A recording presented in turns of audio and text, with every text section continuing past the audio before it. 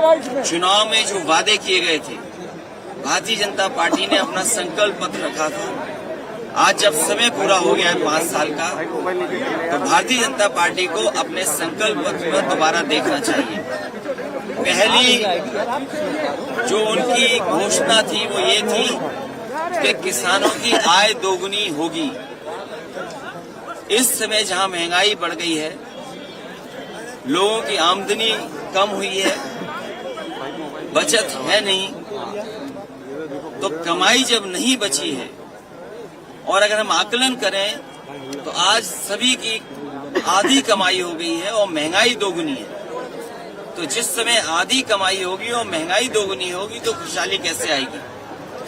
क्या आज के समय पर किसानों को खाद मिल रही है? डीएपी का पर्याप्त इंतजाम है? यूरिया क्या मिल पा रही है?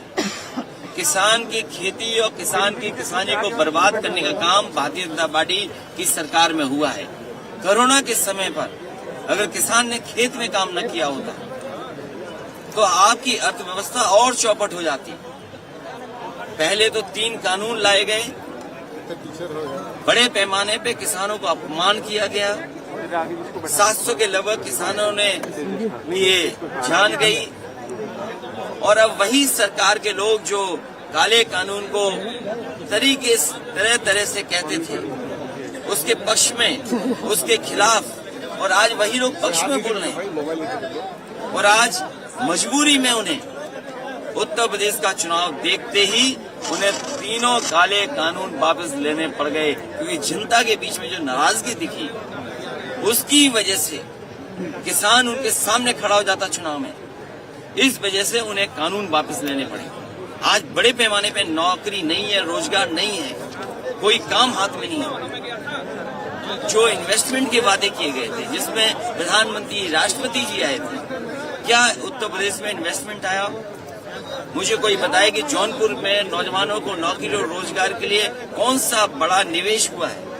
कौन सा इन्वेस्टमेंट आया? अगर कोई इन्वेस्टमेंट आया हो तो बताएं। जो बड़ी बड़ी नौकरियां निकली, लगातार कभी पेपर लीक हो गया, कभी स्थगित करनी पड़ी परीक्षाएं। ये सरकार का कामकाज है। इसलिए लगातार किसानों के हित में, नौजवानों के साथ के लिए कैसे महंगाई रुके, उत्तर प्रदेश में बड़े पैमाने पर भ्रष्टाचार, इनके सांसद विधायक गांव में नहीं घुस पा रहे, कई सांसद विधायकों को अपमानित होना पड़ा, आपके ही बगल में सांसद कूटे गए। तो ये तमाम चीजें जब जनप्रतिनिधियों के साथ हो रही है और जनप्रतिनिधि जनता के सामने जवाब नहीं दे पा रहे हैं, आखिरकार सरकार ने किया क्या 4.5 साल में?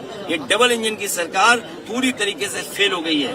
ये डबल इंजन एक दूसरे को टक्कर मार रहे हैं। इसलिए इसको बदलने के लिए और कानून व्यवस्था के लिए जौनपुर से बेहतर कौन जानेगा? मुझे याद है वो समय जिस समय एक बच्चा सेल्फी लेकर के गया था, उसके पिताजी को गिरफ्तार किया और मार मार करके उसकी जान ले ली गई। आपको याद होगा, समाजवादी लोग उसके घर परिवार में गए, हमारे एमएलसी जो पूर्व में रहे वो गए, डेलीगेशन गया और परिणाम हुआ उन पुलिस के खिलाफ कार्रवाई हुई। कृष्ण के मामले में याद होगा क्या हत्या हुई, पुलिस को जेल जाना पड़ा। कस्टोडियल डेथ हो रही है, नेशनल ह्यूमन राइट कमीशन से नोटिस मिल रहे हैं। पूरे देश में इतनी कस्टोडियल डेथ कहीं नहीं हुई जितनी उत्तर प्रदेश में हुई है। नेशनल ह्यूमन राइट कमीशन लगातार नोटिस दे रहा है सरकार को। तो ये कानून व्यवस्था है, कानून व्यवस्था को चौपट कर दिया उन्होंने। और साथ ही साथ मेडिकल कॉलेज खंडहर लखीमपुर में कौन नहीं जानता किसानों को कुचल दिया। और जो कुचलने वाली जीप थी, जीप को चलाने वाले लोग और चलाने वाले के साथ साथ जो बैठे थे, क्या बीजेपी के कार्यकर्ता थे कि नहीं थे?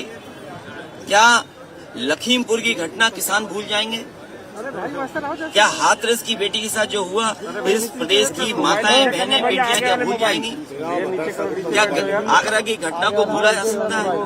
कासगंज की घटना को कौन भूल सकता है? झांसी में जो नौजवान था उसकी पुलिस ने हत्या कर दी, कौन भूल सकता है? आपके जिले में तो लगातार जेल जारी है, पुलिस के ऊपर इनाम घोषित हुआ। आपके गोरखपुर जहां मुख्यमंत्री जी का खुद है जिला बताइए, व्यापारी को मारते मारते नहीं मार दिया क्या? पुलिस की पहली लात में ही जान चली गई उसकी। क्या ये जानकारी नहीं है? उत्तर प्रदेश की सरकार हटने जा रही है और हम सब लोग मिलकर के उत्तर प्रदेश में भारतीय जनता पार्टी का सफाया होगा। और हो सकता है, जो मैंने पहले दिन से कहा और आज भी कहता हूं, आप लोगों का समर्थन और आपका भी समर्थन है, क्योंकि सच दिखाओगे तो आपके खिलाफ भी कार्रवाई हो जाएगी। इसलिए आपका समर्थन जोड़ करके और इन सबका समर्थन जोड़ करके सबका साथ लेकर के सबके सबको सहयोग और सबकी भागीदारी को देते हुए हो सकता है उत्तर प्रदेश की जनता को समझाने में हम लोग कामयाब हो जाएंगे, तो 400 सीटें भी इनको हरा देगी भारतीय जनता पार्टी।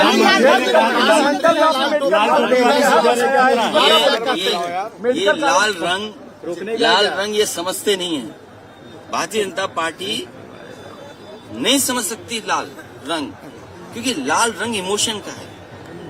आप जब खुश होते हैं तो आपका चेहरा लाल हो जाता है, और जब आप गुस्से में होते हैं तो आपके कान और चेहरा लाल हो जाता है। ये इमोशन का रंग है, ये हमारे खून का रंग है। क्या भारतीय जनता पार्टी का खून काला है? अध्यक्ष जी, उनका भी काला नहीं होगा, उनका भी लाल है। ये शादी के जोड़े में जो कपड़े पहनाए जाते हैं जोड़े को, वो लाल रंग होता है कि नहीं होता है? बताओ, सिंदूर का रंग लाल है। भाजपा को आप क्या कहना चाहते हैं? सिंदूर का रंग लाल है कि नहीं है? नहीं, वो ठीक है, उन्होंने कहा कि लाल टोपी वाले गुंडे, तो भाजपा को आप क्या बताना चाहते हैं? ये रंग इमोशन का है, क्रांति का है। और जो लोग जिनके परिवार नहीं है, वो परिवार के लोगों का दुख नहीं समझ सकते।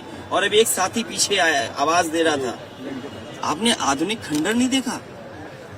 ये आधुनिक खंडर है, जिसको सबसे अच्छा मेडिकल कॉलेज बनना था। मुझे याद है, जिस समय मैं जौनपुर के मेडिकल कॉलेज को स्वीकृत कर रहा था, मैंने कहा था कि मेडिकल कॉलेज पूर्वांचल का आजमगढ़ से बेहतर और आसपास के इलाके से सबसे बेहतर मेडिकल कॉलेज बन करके आएगा। उस समय अगर आपने देखा होगा आर्किटेक्चर, क्या शानदार आर्किटेक्चर था उसका। सब बजट दे दिया गया। क्या वजह कि 4.5 साल में वैसे ही का वैसा दिखाई दे रहा है। इन्होंने आधुनिक खंडर बना दिया और सुनने में आएगा इसका भी उद्घाटन हो गया। अरे जिस अस्पताल में, जो अस्पताल खुद इलाज मांग रहा हो, जो मेडिकल कॉलेज खुद इलाज मांग रहा हो, वो कब गरीबों का इलाज कर पाएगा? और ये मेडिकल कॉलेज इसलिए बना था कि कम से कम जौनपुर के लोगों को इलाज के लिए कहीं भागना न पड़े। मोदी जी ने कहा कि हमने महात्मा गांधी के सपने को साकार किया। विश्वनाथ कॉरिडोर पर राष्ट्रपिता महात्मा गांधी की पूरा भाषण नहीं सुना हुआ। जब में गए, वो इकलौता भाषण है जो राष्ट्रपिता महात्मा गांधी पूरा नहीं कर पाए थे। और राष्ट्रपिता महात्मा गांधी के सपनों को पूरा करना, और राष्ट्रपिता महात्मा गांधी की हत्या होने पर किस पे सवाल खड़ा हुआ था? राष्ट्रपिता महात्मा गांधी का असली रास्ता है गरीब को आगे बढ़ाना, सबको सम्मान देना, संविधान को बचाना। और इसलिए मैं कह रहा हूं कि आने वाले समय में समाजवादी और अम्बेडकरवादी मिलकर के देश में और प्रदेश में परिवर्तन लाएंगे।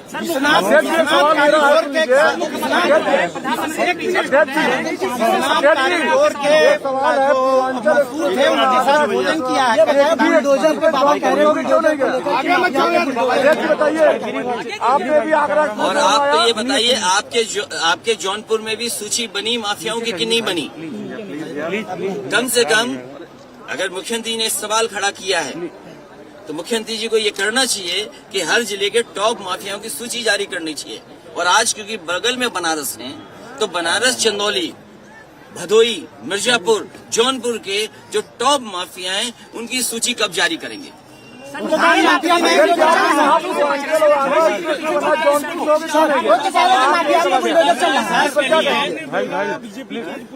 भाई नीचे हो जाओ यार।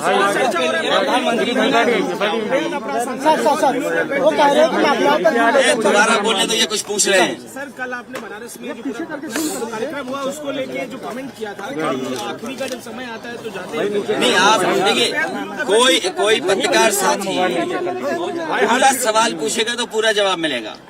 मैं आपसे अपील करूंगा कि आप पूरा सवाल अपने पत्रकार मित्र का बताइए पहले, जो आपके पत्रकार मित्र सवाल मुझसे पूछ रहे थे। और देखिए, आप तो जौनपुर के बगल के लोग हो। अच्छा, जनता ही जानना चाहती चाचा भतीजे कब साथ चले। वो चाचा है हमारे। ये तो जोकर है, मैं जोकर हूँ। आओ ये आगे देखो, अध्यक्ष जी सबसे बड़े चाचा है। सब साथ में। वरना और सवाल ये है कि मां गंगा की सफाई होगी कि नहीं होगी। देखिए मुख्यमंत्री जी कितने होशियार हैं, देखिए मुख्यमंत्री जी कितने समझदार हैं मोबाइल नीचे कर ले यार। कि वो मां गंगा में डुबकी नहीं लगाए। मां गंगा में डुबकी क्यों नहीं लगाई? मेरठ गया था, हिंडन का पानी देखा है मैंने, पानी काला हो गया हिंडन नदी का। काली नदी पहले से काली है, यमुना का किनारा पूरा काला हो गया। चंबल अगर यमुना में ना मिले तो यमुना मर गई है, समझ लीजिए। किसने कहा था कि मां गंगा की सफाई करेंगे? क्या मां गंगा की सफाई होगी? और यही गोमती जो आपके किनारे से बहती है, क्या मां गंगा के साथ साथ गोमती की सफाई हो गई? आप सोचिए कितना बजट इसमें चला गया, बजट बह गया, लेकिन कोई नदी साफ नहीं हुई। क्योंकि हमारे मुख्यमंत्री जी जानते हैं कि ये नदियां कोई साफ नहीं है, इसलिए मां गंगा में डुबकी नहीं लगाई उन्होंने। सर जौनपुर की सड़कें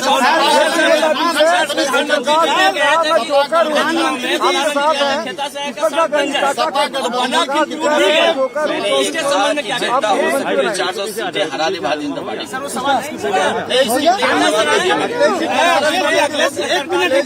जौनपुर की सड़कें बहुत खराब है, कैसे? अब तो ये सरकार तो नहीं ठीक करेगी। मुझे याद है कि आजमगढ़ से 4 लेन बनने का काम जौनपुर और जौनपुर से इलाहाबाद 4 लेन का सड़क का काम समाजवादियों ने दिया था। अब कितना पूरा हो गया ये आप बेहतर समझते होंगे। जिला मुख्यालयों को 4 लेन से जोड़ने का काम शुरू हुआ था, तो सड़कें अच्छी बनना शुरू हुई। इसने परियोजना रोक दी और गड्ढे तो इतने हैं कि सड़क नहीं दिखाई दे रही गड्ढों में। कल प्रधानमंत्री जी ने भोजन किया है कारीगरों के साथ, विश्वनाथ कारीगर। अच्छा, कौन नहीं मजदूर के साथ भोजन करता है?